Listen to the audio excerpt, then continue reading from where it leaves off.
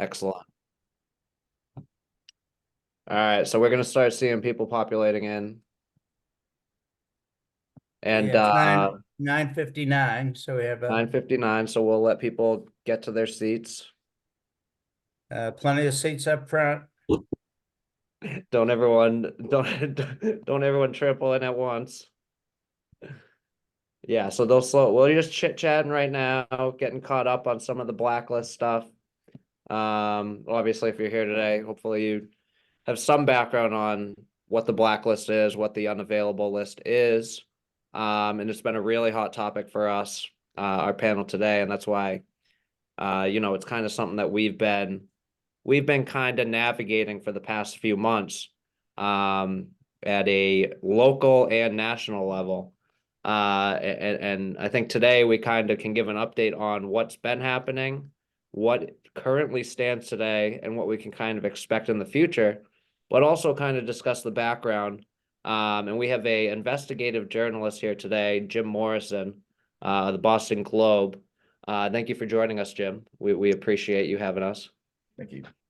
And Jim But will for have a those lot. from out of state, the Globe is the Herald, but with vowels.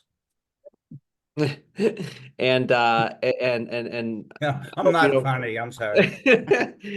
and I hope you don't get Jim Morrison confused with the artist on the doors.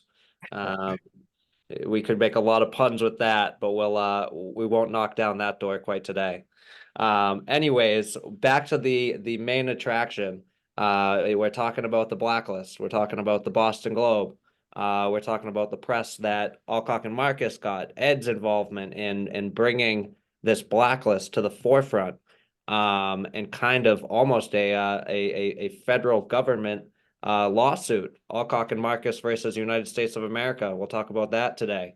So we have a lot to talk about, but I want to kind of just give a very brief kind of how do we get here type of segment, and basically say, yeah, the blacklist. How did it even come to be? And we'll be talking about this a lot today, but kind of the short version. The blacklist has been around for years, but has really become prevalent post Surfside and the Champlain Towers collapse, that unfortunately killed 98 people. After that occurred, lender questionnaires became more strict. And what we saw from there is lenders essentially being afraid to lend to condos and associations. Thereafter, there was not there was less, or there were certain parameters that basically blacklisted you from getting a loan, according to Fannie and Freddie. And basically, there's this list that was not available to oh, we got another Stephen Marcus. Double the trouble. That is. And all right, we lost him. And anyways, so the blacklist came out and prevented people from getting loans, and made it very hard to secure monetary security. And there was certain delineated reasons why you couldn't get a loan, and we'll get into those today. But it became something where condos were like, what the heck? I mean, I didn't even know I was on this list. Why am I not able to receive a loan? And then you kind of find out after the fact that this list has been hid from associations, from the public at large. Allcock and Marcus has been able to secure an updated copy of the list as we've gone through the months. We've noticed it has steadily grown, and has grown even more so with certain revisions to the lender questionnaire, with certain crises such as insurance crisis. After the Champlain Towers collapse, a lot of legislation has come into play that have increased the parameters for structural integrity, reserve requirements. There's other certain reasons listed, such as commercial condominiums, condo hotels, and if you're in construction defect litigation, that's another reason. But basically, all of these reasons have led to a kind of perfect financial storm and lack of financial security for a lot of condo associations. So all that's scary. Some lists you want to be on. My dad, for example, he's on GQ, Best Dressed. That's a great list to be on. Congratulations on that, Stephen. Where did you get your awful sense of humor from? You don't want to be, and you don't want to be on the FBI's most wanted list. And you don't, and probably somewhere in between that, you don't want to be on the condo blacklist. Thankfully, there's ways to get off of it. We've worked through many associations and getting them off the list successfully. It's a case by case basis. We have and I'll put it in the chat because I think it's important for all attendees to be aware of, property managers, board members, even just unit owners. Know if your condo is on the list. And we have access to the list. We're able to send out a quick kind of yes or no. What I do want to state very clearly, even if you're not on the list, it's important to monitor. It's updated nearly monthly. And we are doing our best to get updated list as quickly as possible. And now the biggest thing is what we have done and kind of pushed Fannie and Freddie to act. There's going to be more transparencies with these lists going forward. That's a good thing. That was not the case 6-7 months ago when we were working on getting this published in the Boston Globe, and Jim did great work with that. And also just pushing Fannie and Freddie with FOIA requests, which if you don't know what a FOIA request is or what you're kind of getting from that, you should know a decent amount about that today. So we have a jam-packed session today. Ed Allcock, he'll be the expert talking about the blacklist, talking about a little more of the finer detail beyond that 10,000 foot approach.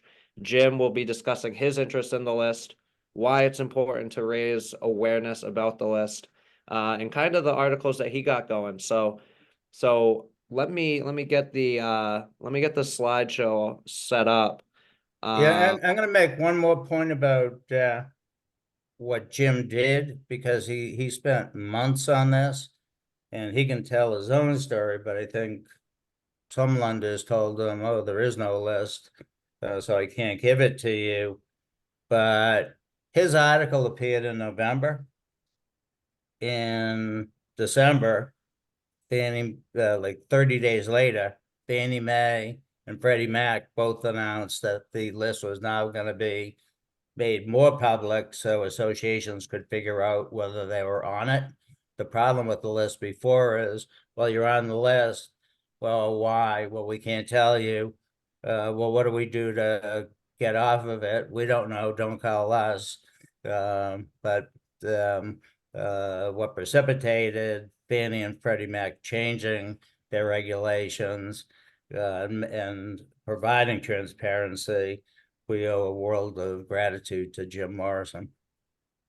Yes, definitely. We appreciate what Jim has done, and just to give you a little background, there's his mugshot, there's his quick bio on what he's done with the Boston Globe, author of Home Buying in 30 Minutes, a guide for prospective home buyers, has spent the past decade contributing to Boston area newspapers, and he has also been dedicated to his family home inspection business the 25 years prior to the Boston Globe.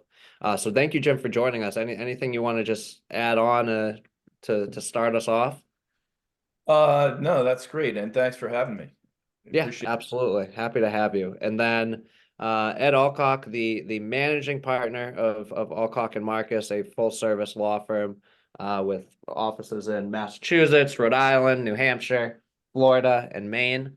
A trained litigator, one of the top litigators in New England, and now managing our fearless leader for Allcock Marcus. He makes sure Stephen and I keep things moving with the Marcus Hour. A CCAL member. His accolades precede him. Also a good golfer. Ed, the Masters. Who you got today? I'm really thinking Xander Schauffele. Okay. Throw a dark horse out of there. Jake, one thing I do want to say is when we started this sort of down the road with the Fannie Mae blacklist, you'll hear a bit from me and you'll hear a bit from Jim Morrison. Like many ideas that I've worked on in the last 20 years, this idea, I think, started with Steve Marcus. Steve Marcus said, hey, there's this blacklist out there. And then, he sort of, the storm that followed was I sort of sent off chasing it. Jim Morrison went off chasing it. But I really think the fact that we've been able to get as far as we have, everything starts with an idea or information. And then even obtaining the blacklist, it all kind of goes back to Steve. Steve deserves a lot of credit for the idea. And then, for us to something to chase.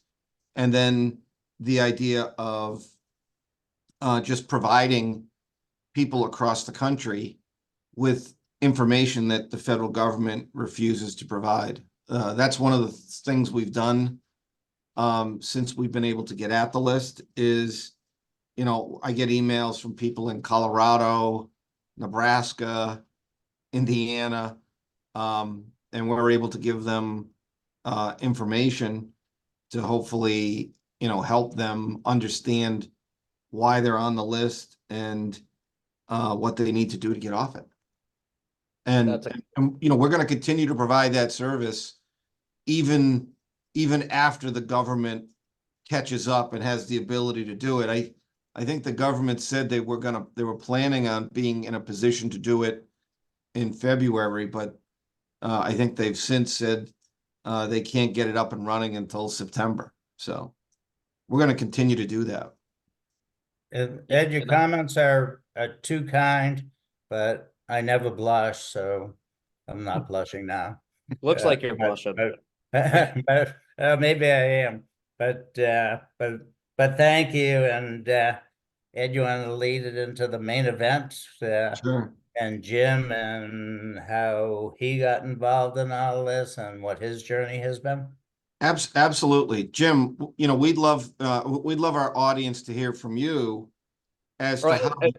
What before we get into it, I just want to point out that if you have any questions during the presentation, if we don't get to them today, we'll send out an email next week. But feel free to use the chat, use the Q&A, ask questions. This is a lot of people don't know about this, so or still, even though we've been trying to raise awareness, but get as many questions as you can, and we'll try to answer them during or next week. So go on, Ed. Sorry about that. So Jim, why don't you tell us how you found out about the blacklist? Well, I found out about it in your email newsletter. It was in April 2023. You've been mentioning it, and Steve ultimately reached out to me and suggested that it would be something that readers would care about. So I figured I had, you have to have the list. Without the list, there's just no story. So I called everyone I know in the mortgage business and asked them about it. Some of these people I consider personal friends, and every single one of them lied to me and said that the list doesn't exist. They don't know anything about it. It's just a rumor. So I still was pretty convinced that it did exist. So I, like you, Ed, I did a FOIA request to Fannie Mae. They didn't respond. And by the way, for anybody that doesn't know what a FOIA request is, it's a Freedom of Information Act request.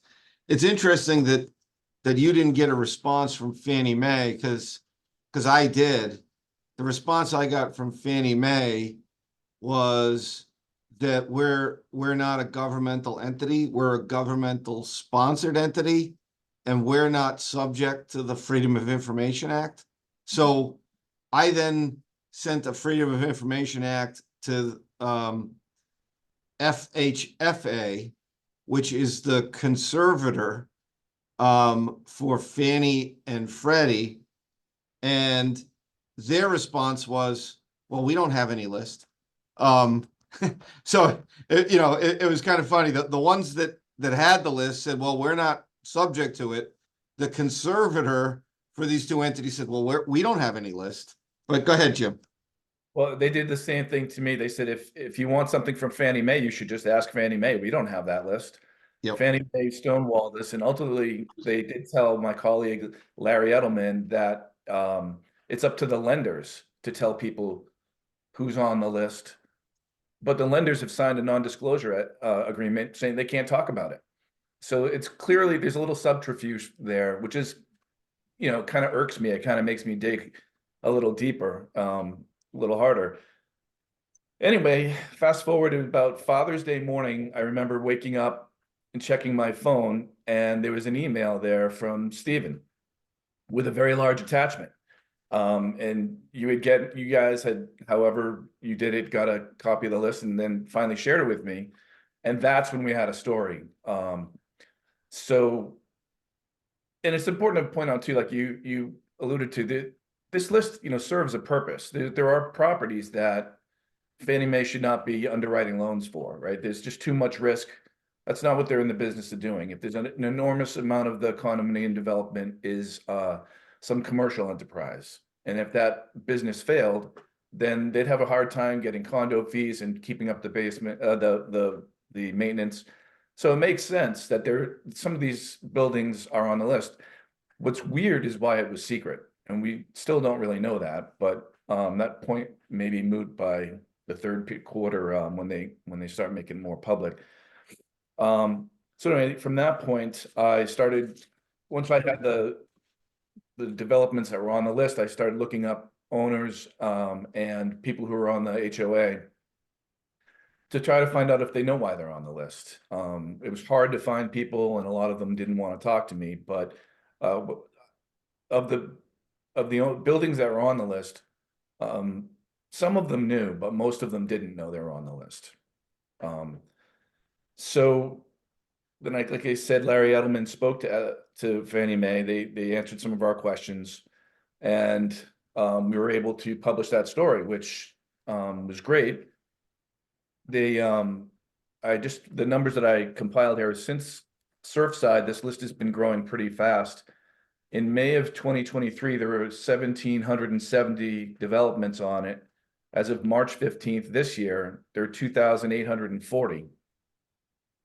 It's growth of it's grown 60% in just over a year, or not quite a year.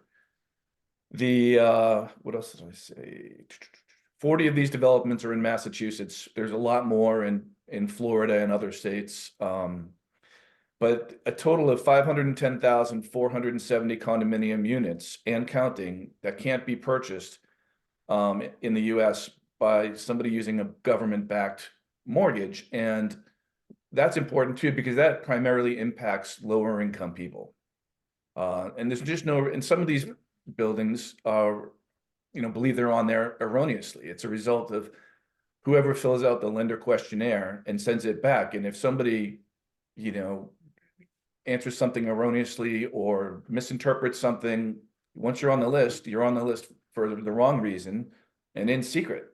So you can't get off a list you don't know doesn't exist. So I think the transparency piece is pretty important. I think I saw a statistic somewhere that said like 75% of all loans for single family residences, whether they're condominiums or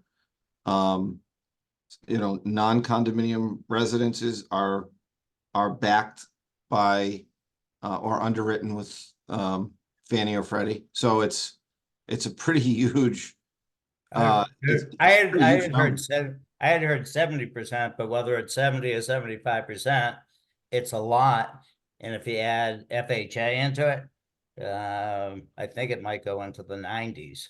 So all it leaves the local lenders, who, if you have $30 million of construction defects, are probably gonna, and that's why you're on the list, are probably gonna look at it and say, we don't want you either, because you have to have a plan for how all these repairs are going to be made. But anyway, there's a significant amount of loans that Fannie and Freddie buy from local lenders. Did you get a lot of outreach or reaction to your article, Jim? There were a lot of comments on the story that ran in November. But the biggest reaction was when Fannie and Freddie came out a month later. And I think there had been some efforts to lobby them into making the list public already underway when I wrote that story. So I don't think it was just our story that did it, but it was a month later when they said they were going to make the list more public, or accessible to at least the HOAs. So Jim, it was a initial article in November, correct? And then, November and then it was, no, what was the date again? November 1. Okay, and then there was another article. The one that I wrote? Yes, correct. That was a month later, after they announced that they were going to make it public. And that was like first week of December that they announced that they were gonna make it public. Right. Yep. So there was some, and I think we noticed on our end, there was some reaction nationally. There was more coverage across the country, and just more pressure to kind of make this list public. Was that kind of the main goal with, the exposure? Oh yeah, definitely. I mean, the government information doesn't belong to the government. It belongs to the people. And outside of military secrets and criminal investigations, they shouldn't be keeping secret lists. And Jim's probably being too modest.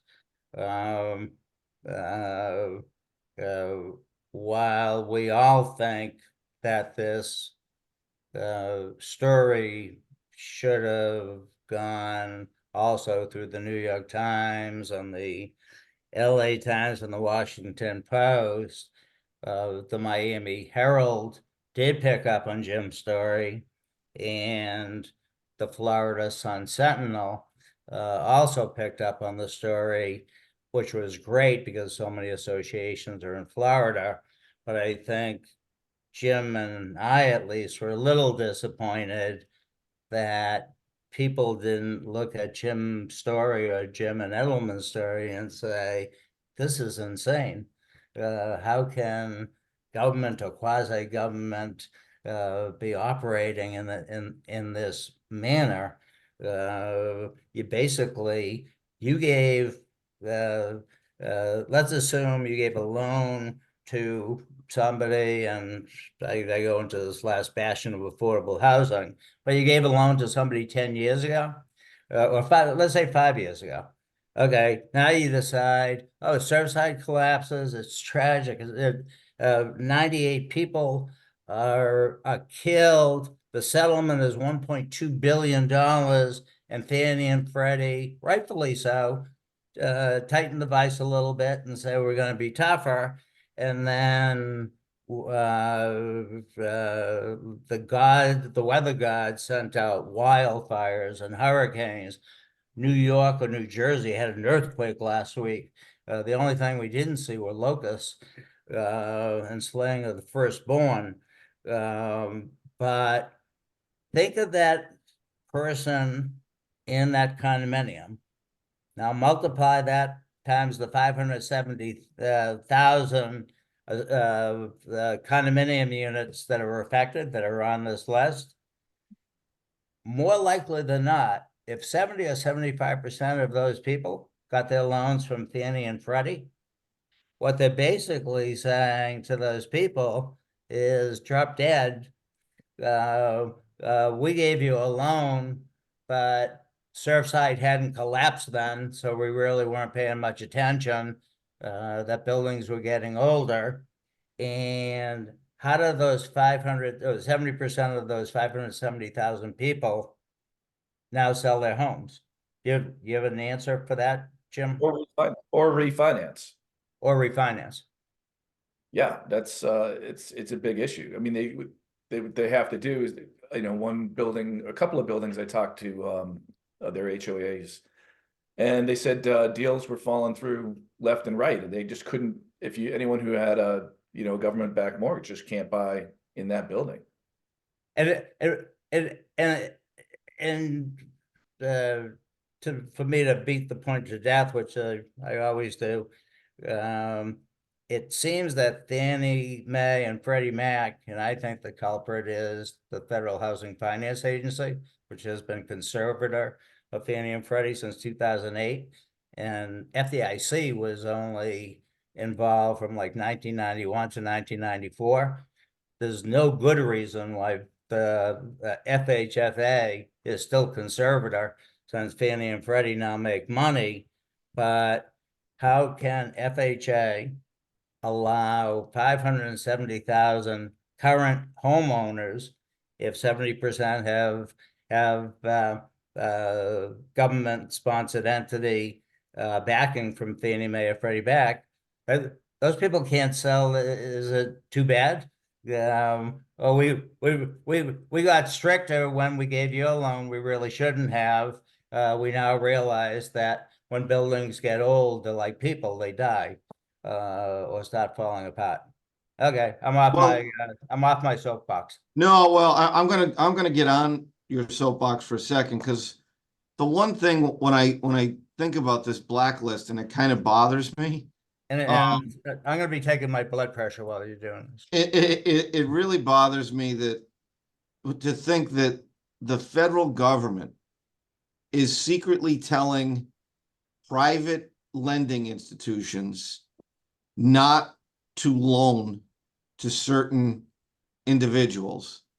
And then those individuals can't find out why the government is telling private institutions not to lend to certain individuals. That to me, it is, I don't know, when you think, when people talk about the federal government and they say, oh, the federal government, you don't realize the scope of this. And it's why it's been great that Jim's brought it to light. Just again, go back. The federal government is telling Goliath banks not to lend to certain condominium associations, whether they're in Massachusetts, Indiana, Florida, and that list is continuing to grow. Just take that step back. The federal government is telling banks, don't lend to XYZ condominium or anybody in it. And when you think about that, that's pretty wild, in my view. And Ed, we've probably spent a lot of hours just getting inquiries as to certain purchases at properties that we represent, give an update, usually non-billable updates regarding loans, what the status is. Yeah, I mean, a lot goes into just the fact that this is being hidden, and that when homeowners are trying to buy, this is coming into play, and yeah, it's being hidden. So I think that's a good segue actually into our involvement, Ed's involvement, and your interest in the list, which I think has already been conveyed pretty well. But I think, can you kind of talk about a little more about that effort to try and get the federal government to make this list public? I mean, I did the same thing that Jim did with the FOIA request. And could I ask you, Ed, also to do one more thing? I apologize for the interruption, but and that carries through the rest of the hour. What was your blood pressure? What was your blood pressure, by the way? It was 1,000 over 70. Do you think that's a problem? Good. What I was going to say is, one part is asking for the list. Once you had the sort of searchable database, I think people also have to hear that on this secret list, once it was in our possession, it states exactly why somebody's on the list. So if you go a little into, because you could see the reason, you might have been able to get an association off because they corrected the problem, or it was a mistake and they never should have been on the list to begin with. Anyway, apologize for the interruption. Yeah, no, that's fair.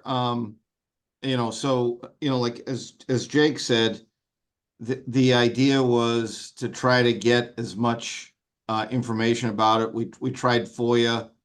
we considered possibly filing a lawsuit, and we got stymied. And we're told that there was no list until we actually were able to obtain the list. And as Steve said, the list is interesting because it typically identifies some basic reason.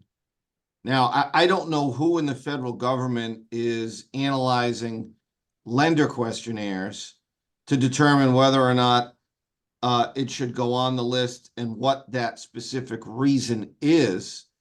But we've been able to use that and focus on that reason, whether it's, something insurance wise, whether it's something in the structure of the condominium documents, whether it's something that needs to be fixed, to try to get associations off the list. And it's not always as easy as it seems. The first piece of advice I have to give is that associations and property managers have to be very careful now when they're filling out lender questionnaires. That they're asking very specific and pointed questions since Surfside.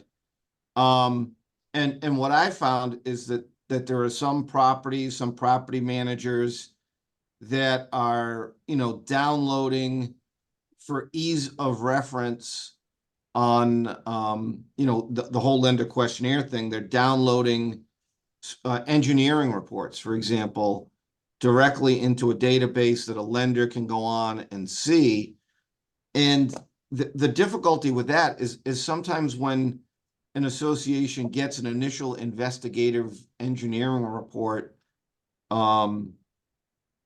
whether it's part of a transition study or investigation of some issue that may be ongoing that needs to be fixed at a condominium, is sometimes that initial or the first couple of reports can kind of be, they're exploratory, they're all over the place. Well, you got to remember when that's happening, somebody once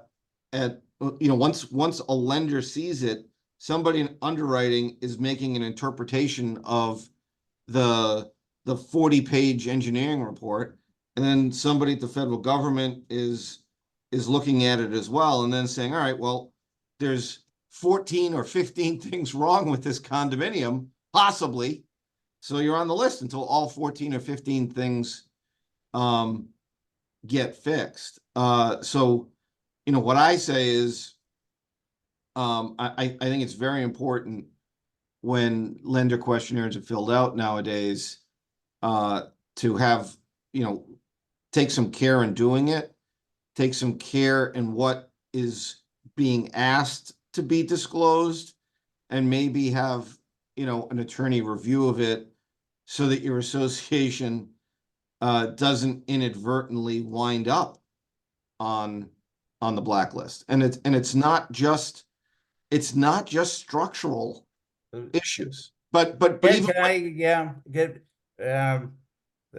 just because I can't control myself, can I mention one issue that has become very significant? well, actually, I was going to ask you that, Steve. So I've actually had, but I might forget.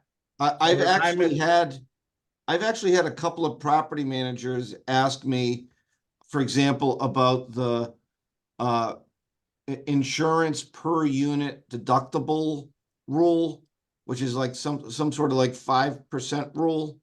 5% if it's within a geographic area. So for example, ice damming in the Northeast. But I got calls from attorney, a very good condominium attorney in Atlanta, Georgia, who said they were using that against them in Atlanta because it was burst hot water heaters, and they did not consider that something that was unique to the geographic area of Atlanta. And his response was, well, It does rain in Atlanta. But the one, so that's become an issue, but the one that, but I have an answer for that one. The guidelines, at least in the Northeast, say if you go over the 5%, and they do that by saying 50,000 per unit, 100 units, so whatever that amount is, that's more than 5% of the stated limit. So they're assuming every unit gets damaged. The answer is the lender simply has to have the unit owner get at least $50,000 of coverage A under their HO6. But the one that I was going to mention that's really bothering me is, and I ask I know there are a ton of property managers on this call. For all your properties, if you can speak to your insurance agent and the association's attorney today, or if you want free advice, that's what I do. My cell is 781-413-5226. Carriers have started insuring old roofs at actual cash value and not replacement cost. And the idea is, well, we have a 15-year-old roof. If it gets destroyed, they get a $500,000 roof versus a depreciated $100,000 roof. A lot of policies now have that language. I can tell you with certainty that if you have that language just on the roofs, all your documents say 100% replacement cost is required. Fannie and Freddie and FHA all require it. If they see, if the mortgage underwriters are sharp enough that they're really doing their homework, they're going to look at the actual cash value on the roof, and the answer is you're going to end up on the blacklist because that makes the property ineligible, and that frightens me.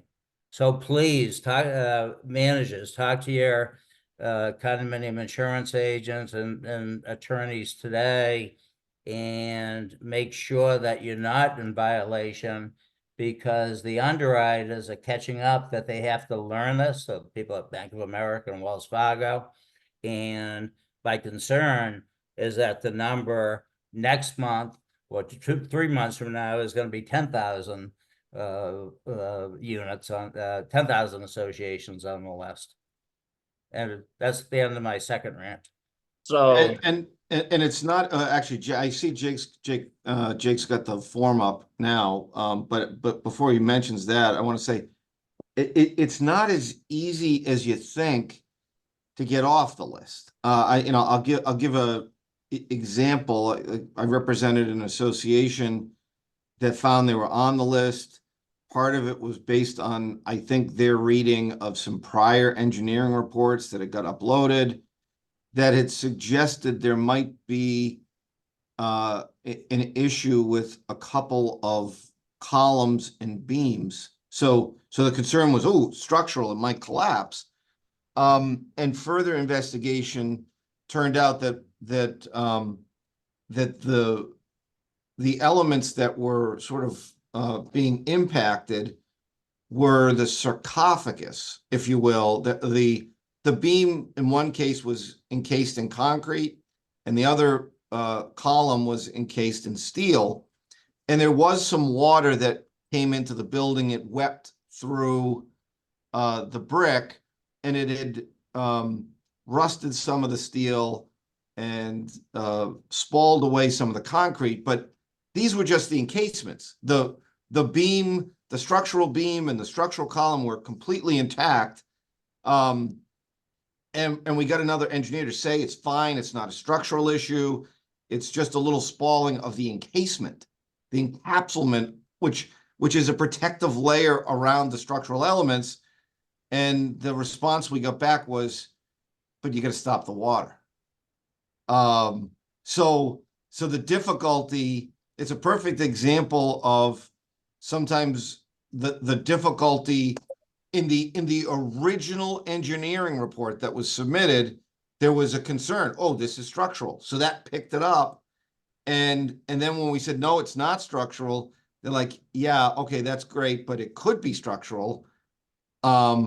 If you allow the water to continue. So it's not always as easy to get off the list. And I think the underwriters and the government are being much more stringent. Once you're on the list, especially if it's for anything relative to the structure of the building, to get off it. They want to see no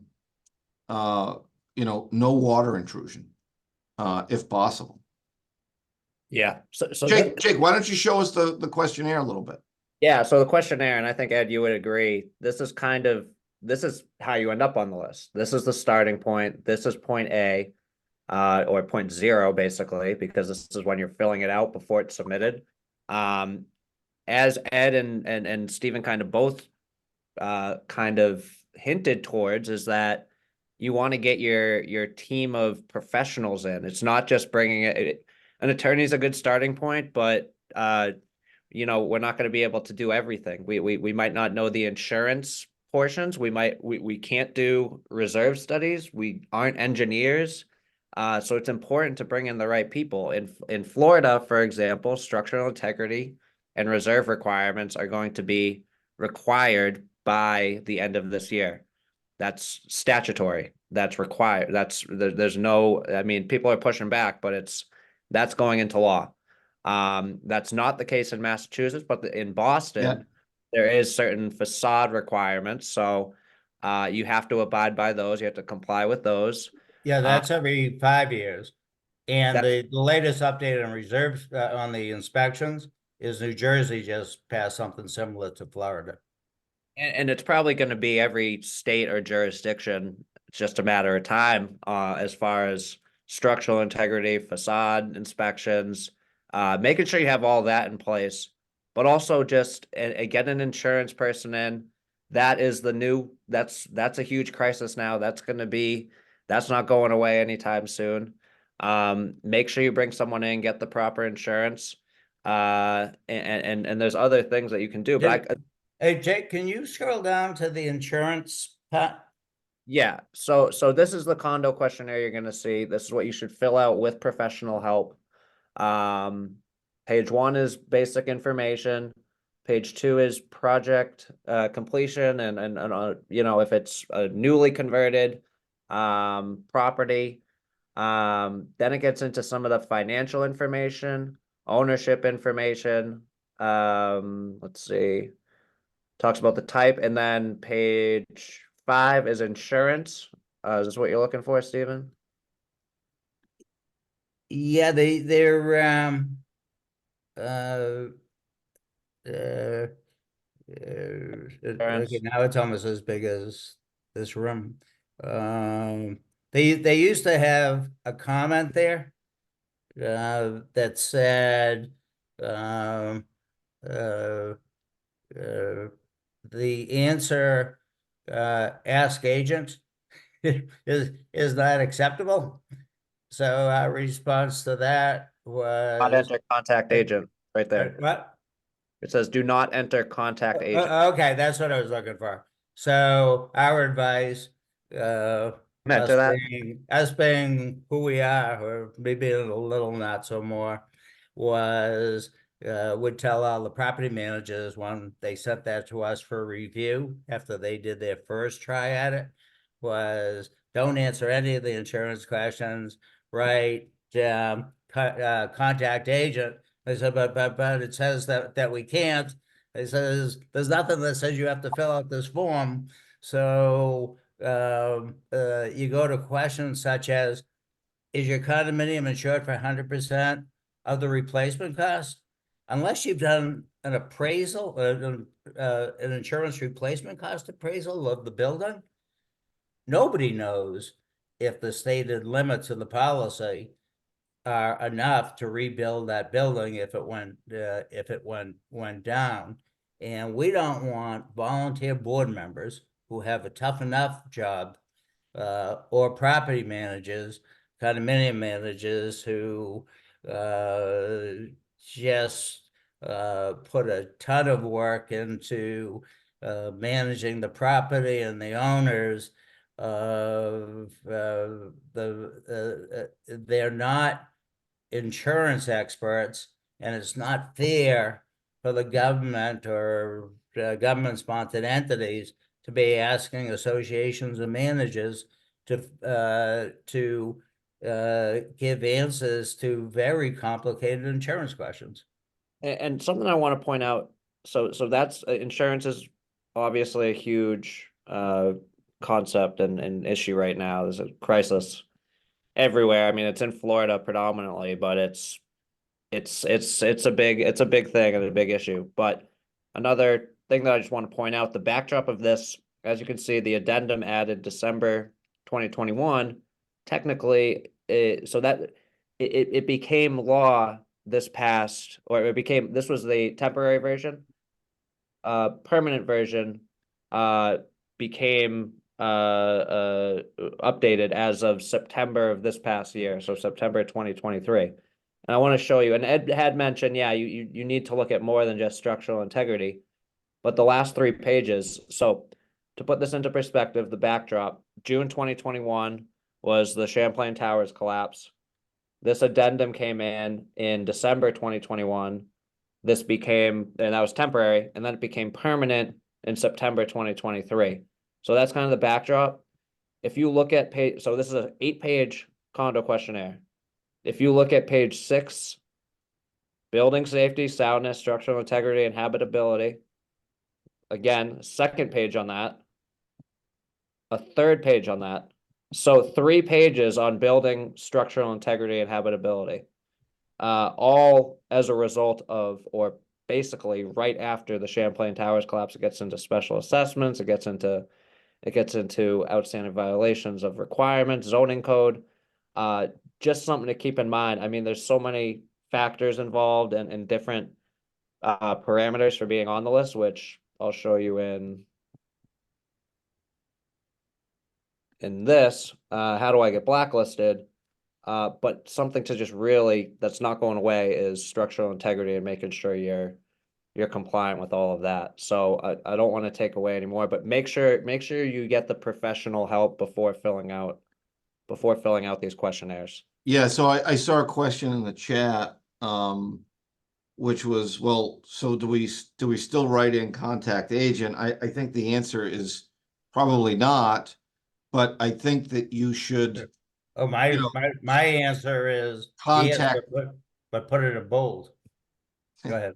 Sorry. I think the advice you're hearing here is contact your agent, and get the answers from your agent.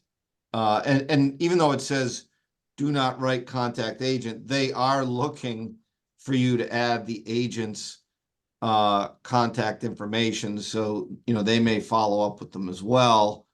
To me, one other piece of advice, and I've already alluded to it, is this concept of when associations are getting engineering reports.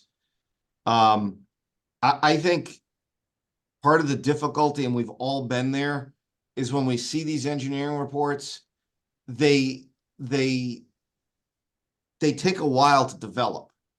So it starts out with initial investigation and maybe, 4 items are identified, and then it's the second trip, or they're a little more invasive, and then a couple of issues that might have been identified in the first report disappear and aren't as concerning anymore, and something else comes to light.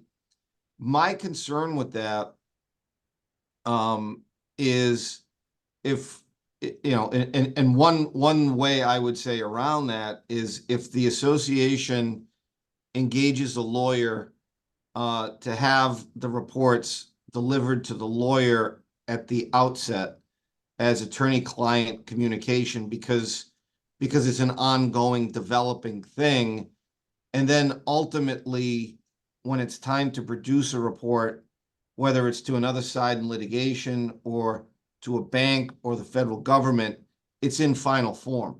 one of the difficulties I've encountered is when you've got seriatim reports being delivered to the government or the lenders and the underwriters, and they are trying to decipher them.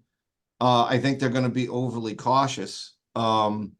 Whereas if they just have that final one tight report and you know, to identify and go over, my preference would be when an engineering company is engaged, that it be done with the law firm, so that there's an attorney-client communication, and it's not disclosable until it's in a final form, so that it's not being misinterpreted by third parties and not resulting in you winding up on a list with, you know, that initial report, which sometimes is a wide-ranging investigation.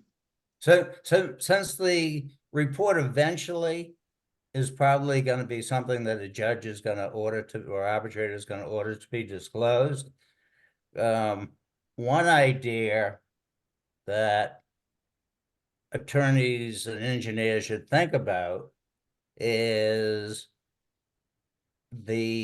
after the engineer does the inspection, they get on a Zoom call, say with Ed, and verbally state what issues they have seen. One thing it does is keeps the list away from, let's say it's the developer that's being sued. The other thing that it does, because there's give and take, the reports, verbally you're told there's $2 million of problems.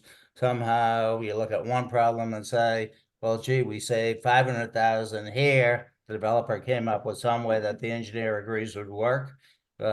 Just a crazy thought to throw out of, there's nothing to give out if it's a conversation.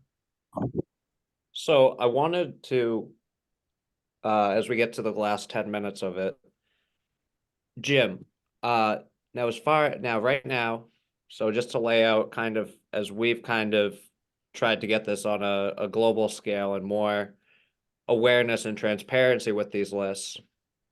November, we got your article, which was awesome, got a lot of good press, good feedback, and I think at least definitely got the sub-governmental agencies to act.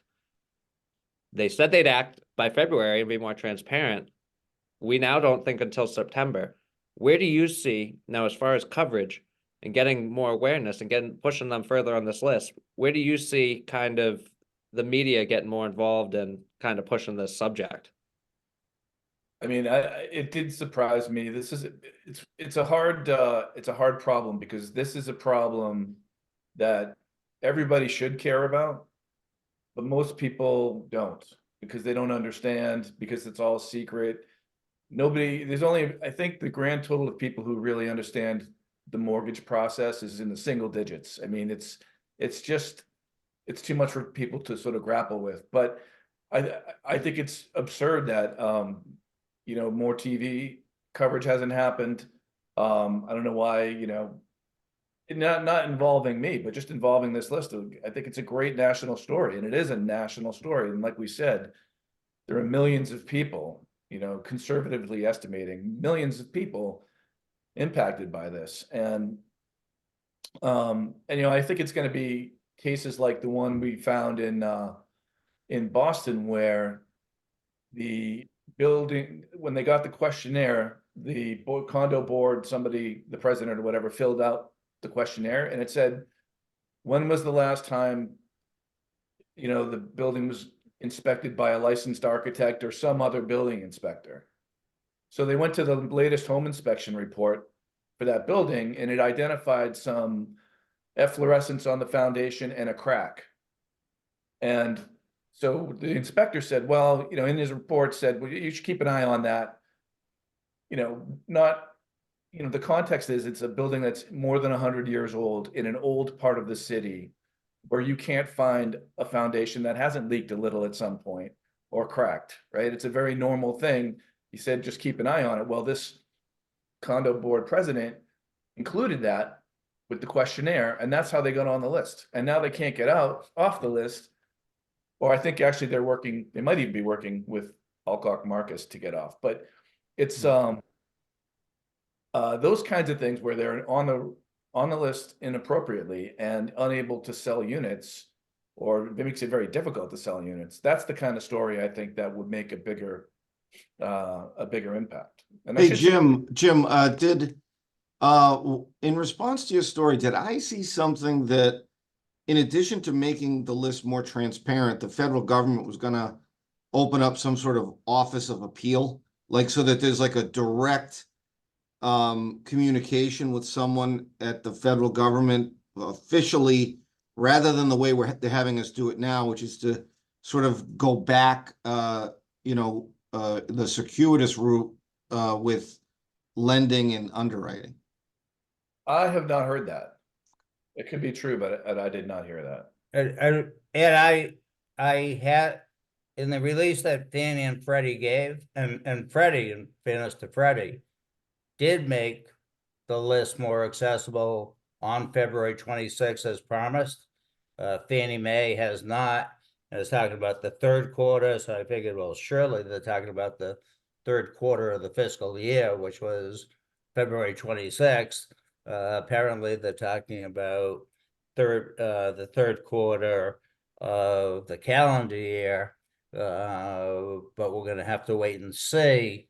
But in the Fannie Mae announcement and the Freddie Mac announcement, both had an appeals process set up, or at least the Freddie Mac announcement, which we do have copies of, did say that there would be a appeals process to get off the list, because I know that when Jim and Ed both talked to, I had somebody talk to Fannie Mae, they said, don't talk, or we can't talk to you, talk to the lender. But the lender might have been somebody 2 years ago who looked at one unit and put somebody on the list. So I think there will be an appeals process when this is all finished.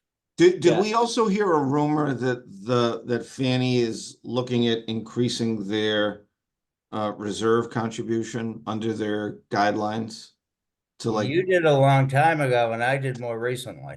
is So it, right now, 10% of your budget has to be, and most of you on the call, it's established condominiums. Transition has taken place long ago. So it's not as stringent, but they do want to see, Fannie, Freddie, and FHA want to see 10% of the budget for reserves.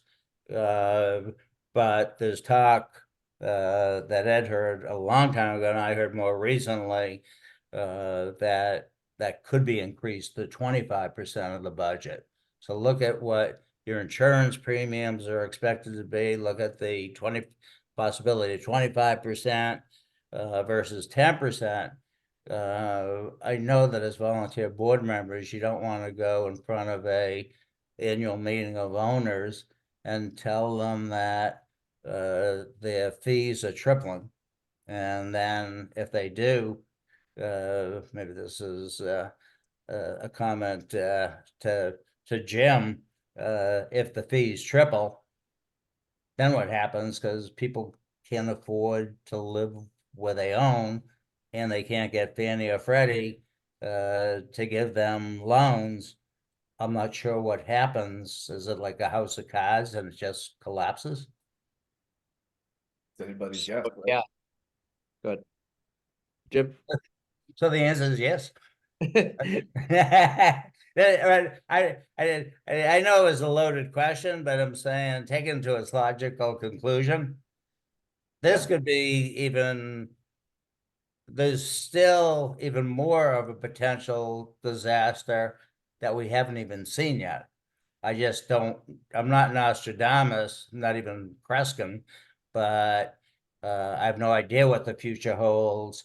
But in some places. I'm doing some work in Montana for the serious issues with wildfires, and just getting enough property damage isn't possible.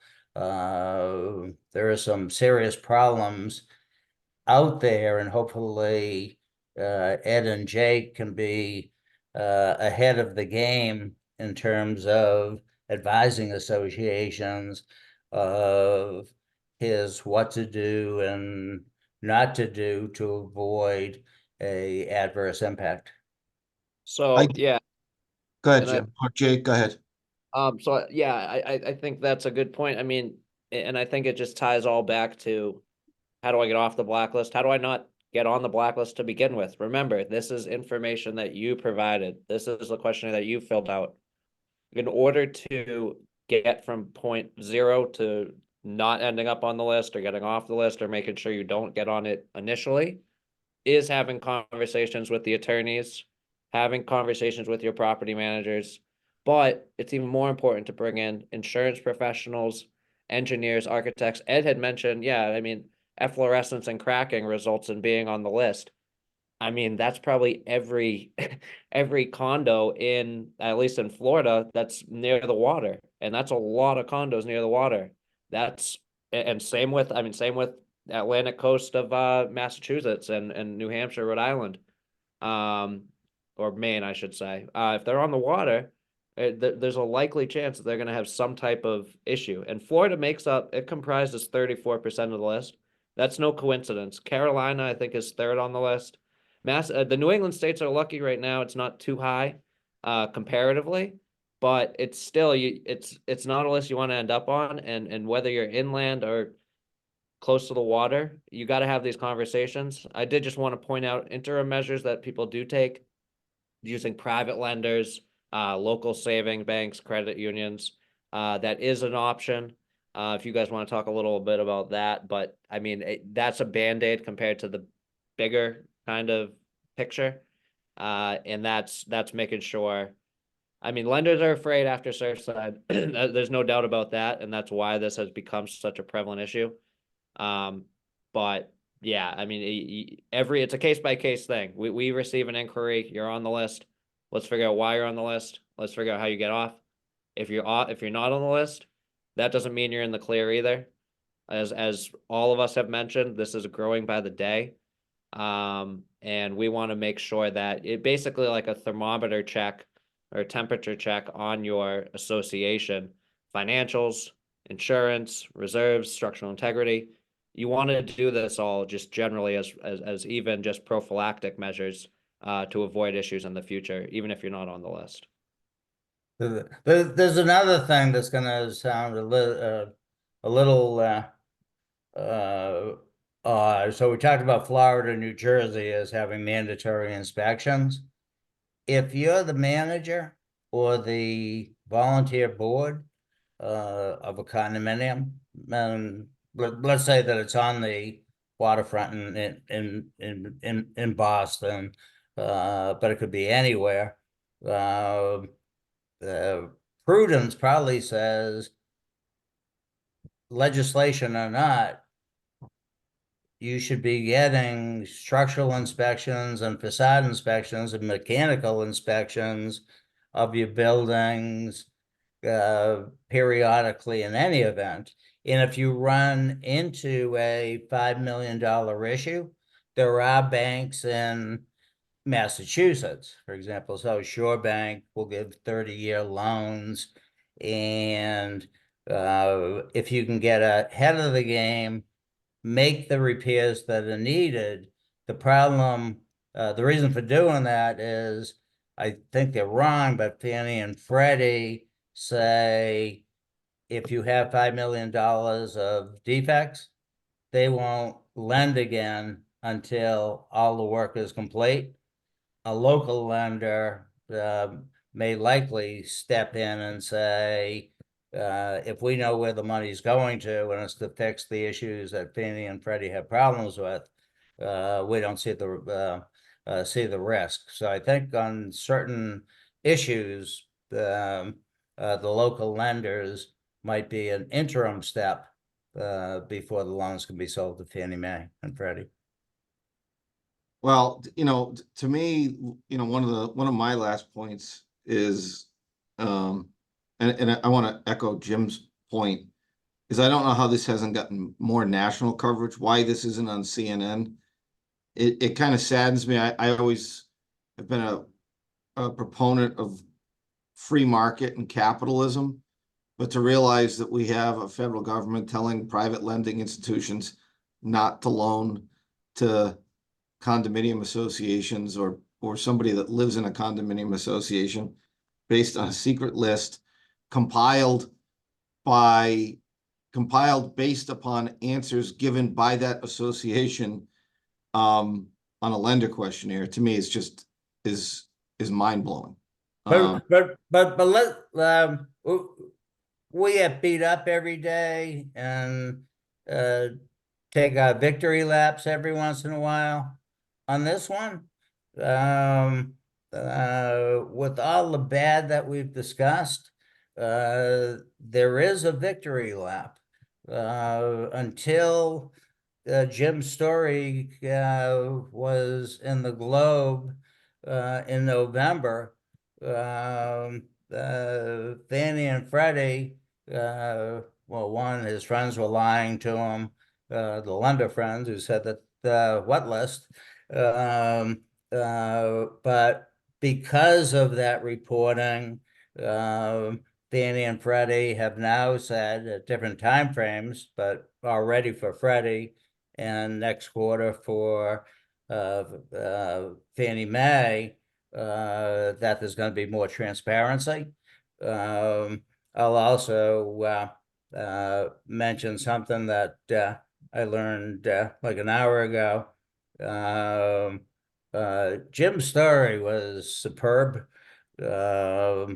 and I don't want to make him blush, but I believe that the editors at the Boston Globe have submitted the story to the National Association of Real Estate Editors for an award for based on how good and insightful the investigative research was and the resulting story. Congratulations to Jim, and I guess congratulations to all the condominium managers and associations that there will be more transparency. I know we're over time, but we always do that mainly because of me. Yeah, you overstayed your welcome. Yeah, I overstayed my welcome. I was gonna say, somebody asked how would I find out if my associations in New Hampshire are on the list. I think the easy answer is email ed at amcondolaw.com or Dina at amcondolaw.com, and they can tell you, if you get the name of the association, if they're on the list or not. So we have our names and mugshots up here as a thank you. And I mean, I think we've kind of, we could make a whole nother segment of each sub factor, each slide that we went over, we could do an hour on. But I think we did a good job of tying up everything, where we're at, what has happened, how we got to this point, and where we kind of look going towards the future. Jim, anything else you want to add to sign us off? I just wanted to congratulate your brother Steven there. It turns out that Tom Hanks has agreed to play him in the film version of the story, and we look forward to seeing that. Kevin Costner backed out. I thought it was Brad Pitt. No, we appreciate your time, Jim. We appreciate everything you've done to, help with our situation, help bring awareness to this. Hopefully we can continue to get the word out there. Ed, anything you want to add? I can't wait to see this story on either CNN or 60 Minutes. I think we need to push it and continue to push it so that we don't have and live in a society where the federal government is telling private lending institutions not to loan. It's not the capitalist society I thought it was. And somebody made a comment that they addressed it to the panelists, and I think they meant to address it to the audience, which is be careful on these lender questionnaires. And after you fill them out, and you should be charging the lender or the buyer or the seller for doing that, you should have them be reviewed by your attorneys to see what answers you gave might be dangerous and get you in trouble, because there have been lawsuits going way back like 25 years for a helpful manager saying, oh, we know of no planned special assessments. The person bought, one came around, which they did not know about when the questionnaire was signed on. So we make some little changes such as no special assessments as of this date. And so just be careful, because as volunteers, it's tough business. I was a condominium manager before I was an attorney, and that condominium management is a tough business. We want you to avoid headaches. We want to do the best we can, or have your own legal counsel do the best they can to stay safe. Okay. That's great. No, and we have our information here, so if you want to reach out, happy to help. And yeah, this has been a great session. Thanks, Jim, for joining us. We'll for sure be in touch as this story continues to develop. And I think my brother over here is really excited to play the action role in the Hollywood movie. As well he should be. Thanks everyone for attending. Have a good Friday. Have a good Masters weekend, and we look forward to the next episode. Thanks, everybody. Thank you.